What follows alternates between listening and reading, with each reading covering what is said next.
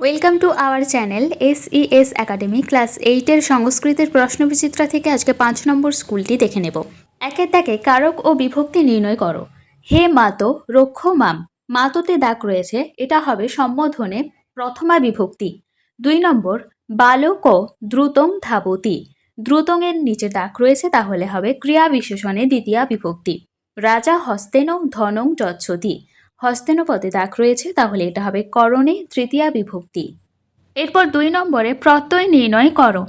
প্রথমে রয়েছে বধ যুক্ত তবতু, বদিত বধ, তারপর গম যুক্ত তা, গত্তা, দৃষ্টবান, দৃশ যুক্ত তবতু, পত্তা, পথ যুক্ত তা। 3 নম্বরে সন্ধি করো ও সন্ধি বিচ্ছেদ করো। ন যুক্ত অস্তি অর্থাৎ নাস্তি, খণ্ডিত যুক্ত চ, খণ্ডিতশ্চ, খাদ্যান্বেষণায়, এটা হবে খাদ্যযুক্ত অন্বেষণায়। বানর অবদত সমান বানর যুক্ত অবদত। 4 নম্বরে শব্দরূপ নির্ণয় করো। প্রথমে রয়েছে মতি শব্দের দ্বিতীয়ার বহুবচন, মতি তয় দীর্ঘই হবে। স্ত্রী শব্দের চতুর্থীর একবচন, স্ত্রী ওই বা স্ত্রী এ।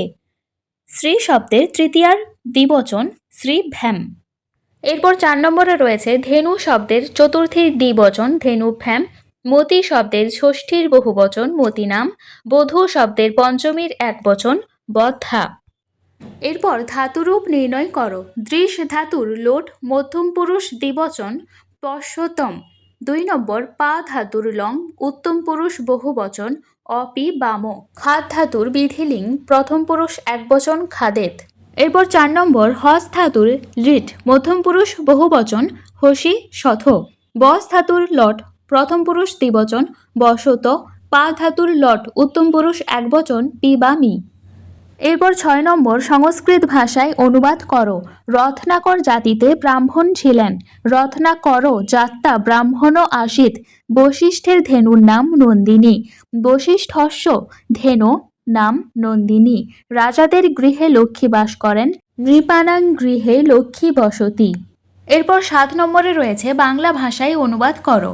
হস্তিনাপুরস্য মহারাজ দুষ্যন্ত একদা মৃগয়ার্থং বনং অগচ্ছত। হস্তিনাপুরের রাজা দুষ্যন্ত একদিন শিকারের জন্য বনে গেলেন। দুর্ভাগ্যং অনুসরণ স্বমহর্ষে কর্ণস্য তপবনে উপস্থিতবান। ভাগ্যের বশে তিনি মহর্ষি কর্ণর আশ্রমে পৌঁছালেন। তত্র মুনি বিশ্বামিত্রস্য মাতু মেনকায়া চ কন্যা শকুন্তলা আসিত। সেখানে বিশ্বামিত্র ও মেনকার কন্যা শকুন্তলা ছিলেন। তয়া সহ দুষ্যন্তস্য গান্ধর্ব বিবাহ অভবৎ।